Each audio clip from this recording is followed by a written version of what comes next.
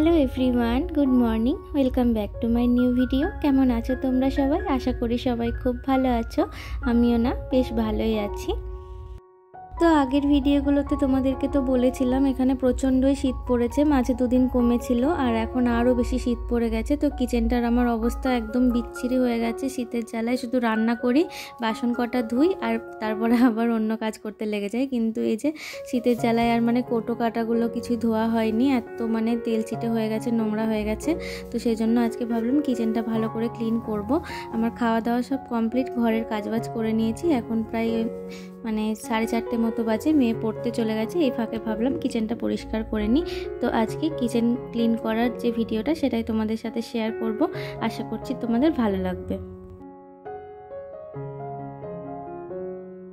তো আমি একটা একটা করে করব। প্রথমে এইদিকে যে শেলফটা আছে তাকগুলো, ওইখানটা আগে পুরো ক্লিন করে নেব। আগে এই কাচের ডিব্বাগুলো পরিষ্কার করে তুলে রাখবো, তারপর আমি অন্য ডিব্বায় হাত দেবো। আর সব কৌটো যদি একসাথে নামিয়ে ফেলি না, বেশি আর আমার মাথাটা খারাপ হয়ে যায়, যেন মনে করি কোনটা ছেড়ে কোনটা করব। তো একটা একটা করে করব। আগে ভাবছি এই দিকটা করে নিই, ভালো করে মুছে পরিষ্কার করে নেব, তারপরে আমি ওই ওপরের ডিব্বাগুলোকে বার করব।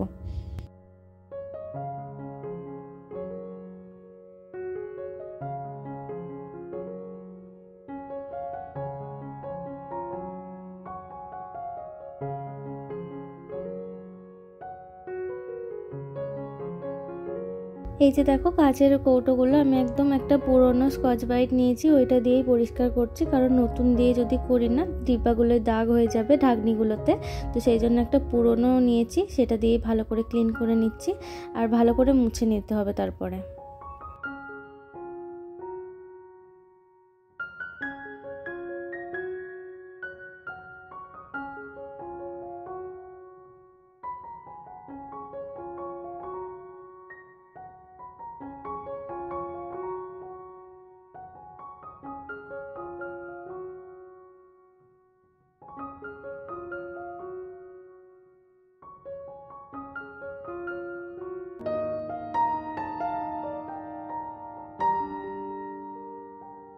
এই যে যেহেতু আমি জিনিসগুলো সব ভালো করে বার করে ধুইনি, তো সেই জন্য এগুলোকে ভালো করে ঢাকনাগুলো খুলে না ভিতরগুলো ভালো করে একটা ন্যাকড়া দিয়ে মুছে নিচ্ছি, না হলে ভিতরের যে জিনিসগুলো আছে সেগুলো আবার শিলান চলে আসবে। তো সেই জন্য আমি ভালো করে ঢাকনাগুলো খুলে দেখছি একটু একটু জল ঢুকেছে, তো সেগুলো ভালো করে মুছে নিচ্ছি।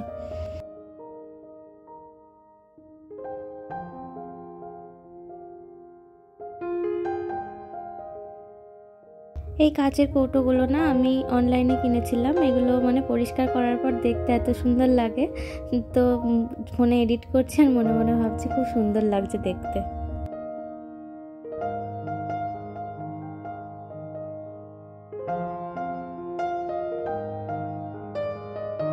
এতক্ষণ পর্যন্ত যারা আমার ভিডিওটা দেখছো, তাদের যদি কোনো অংশে একটুখানিও আমার ভিডিওটা ভালো লাগে, অবশ্যই আমার চ্যানেলটিকে সাবস্ক্রাইব করে আমার পাশে থাকতে পারো বন্ধুরা। আর যারা এই কাজটা অলরেডি করে রেখেছো তাদেরকে অসংখ্য ধন্যবাদ। আর প্লিজ তোমরা আমার ভিডিওতে ছোট ছোট একটা করে কমেন্ট করো। তোমাদের কমেন্টগুলো আমাকে অনেক বেশি মোটিভেট করে আর মনে হয় যেন আরও ভালো ভালো ভিডিও তোমাদের জন্য রেডি করি।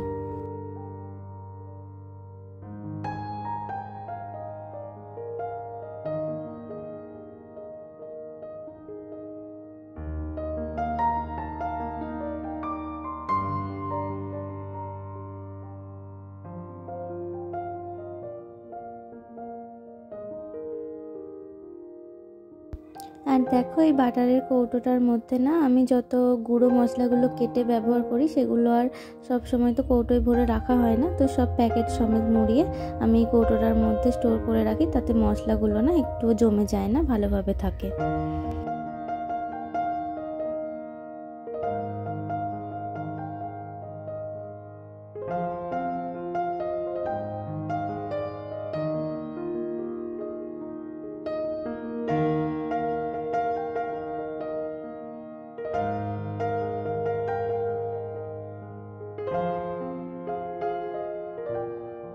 হয়ে গেল একটা তাক পুরো ক্লিন। এবার এই তাকটাকে পরিষ্কার করব। তারপর অনেক কাজ আছে, নিচের সেলফগুলোকে করতে হবে, আবার এইদিকে যে আমি কড়াই টড়াই রাখি সেই সেলফটাকে করতে হবে। মনে হয় যেন এক্ষুনি করে ফেলবো, কিন্তু দেখতে দেখতে কাজ বেরিয়েই যায়। মনে হচ্ছে যেন এটা ছেড়ে এটা করি, ওটা ছেড়ে এটা করি।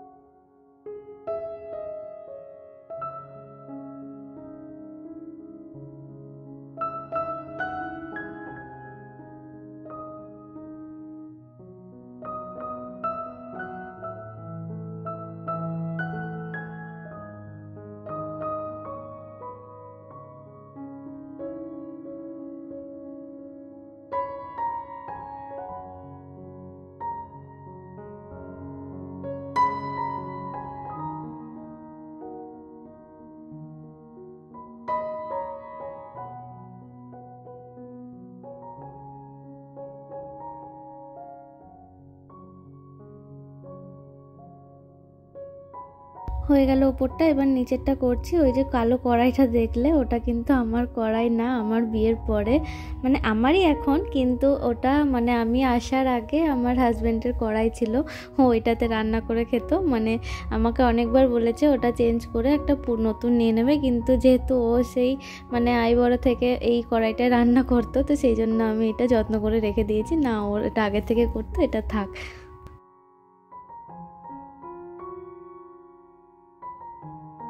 আমার হাজব্যান্ড যেহেতু আগে থেকে রান্না করতো, এখানে এসে রান্না বান্না করেই ও সবসময় খেত, তো সেই জন্য আমার মানে অত অসুবিধা হয়নি। ও সব কিছু রান্না, আমি তো আগেও বলেছিলাম, নিজে হাতে করে আমাকে শিখিয়েছে।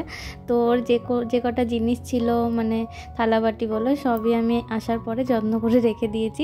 ওই কড়াইটা রান্না করি না, তবুও আমি রেখে দিয়েছি যে না থাক।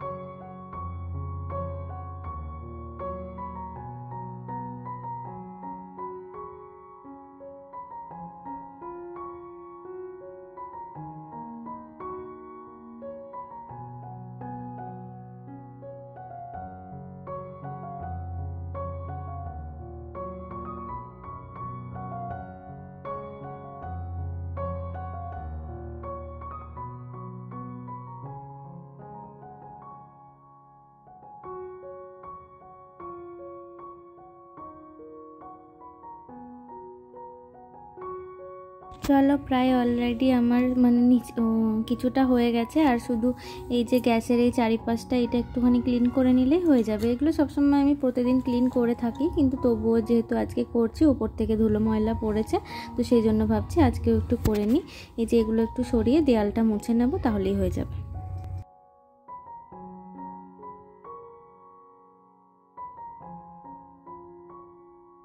সেই 4টে 4:30 থেকে লেগেছি ক্লিন করতে, প্রায় 6:30 বাজছে, 2 ঘন্টা হয়ে গেল। মনে হয় যে এখনই করে নেবো, দেখেছো কতক্ষণ টাইম লেগে গেল।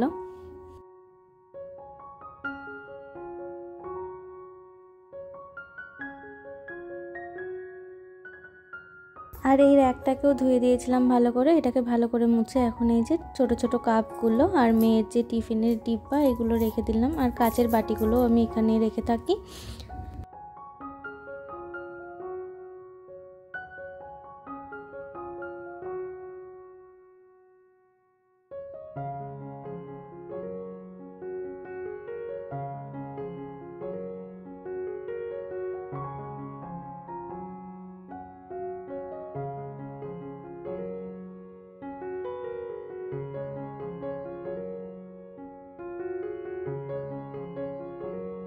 এই দেখো বন্ধুরা, আমার কিচেন পুরো ক্লিন করা হয়ে গেছে। আমার ছোট্ট কিচেনটা কেমন সাজানো হয়েছে অবশ্যই কমেন্টে জানিও।